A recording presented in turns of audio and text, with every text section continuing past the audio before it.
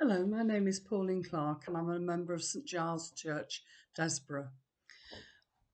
Our reading this week is Luke 19, verses 1 to 10, and it tells the story of Zacchaeus, a very familiar story from my Tiny Tots days when we would sing, Zacchaeus was a very little man, and a very little man was he.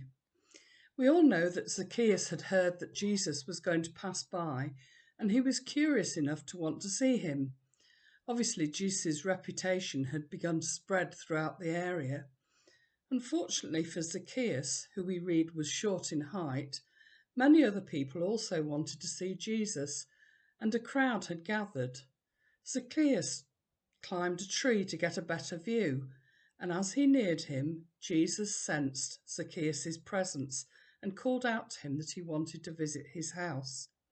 Interestingly, Zacchaeus not only agreed, but Jesus obviously made such an impression on him that in that act of acceptance, that by the end of the day, he promised to put his financial affairs right and pay back all the people he had cheated. But how does this relate to our challenge to follow Jesus, become like him and do as he did? Zacchaeus was a tax collector and as such hated because he made a very good living for himself working for the Romans and defrauding his fellow Jews out of their money and at the same time lining his own pockets. Jesus turned all expectations of him upside down by inviting himself to Zacchaeus' house for a meal. In Jesus' time, to eat a meal with someone was a sign of welcome, not only into your own home, but also a welcome into the community, and ultimately a sign that you are welcome in God's eyes.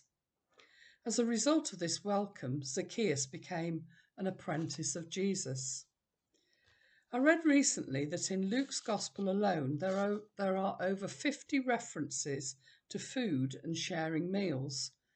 Jesus' first miracle was to save the day at a wedding when the wine ran out, and he ate with the most unlikely of people, prostitutes, Gentiles, those that the Jews considered to be unclean. Even after his death, Jesus' resurrection appearances include eating a meal with the two disciples after the trip from Jerusalem to Emmaus and breakfast on the beach with his disciples.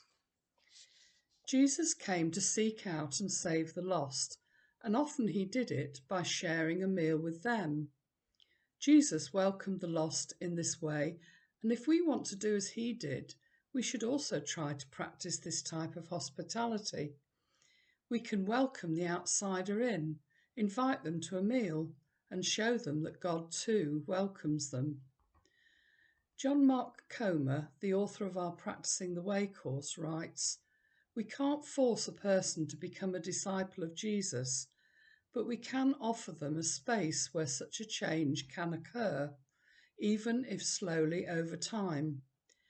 We can actively seek out the lonely, the newcomer, the poor, the immigrant or refugee, those with no family or no home, and welcome them into a community of love." What I find appealing about this practice that Jesus models for us is that we already eat meals, so why not just change them slightly sometimes to invite others to share those meals? And you don't have to be a trained evangelist to do it. Sharing God's love by sharing a meal is something we can all do.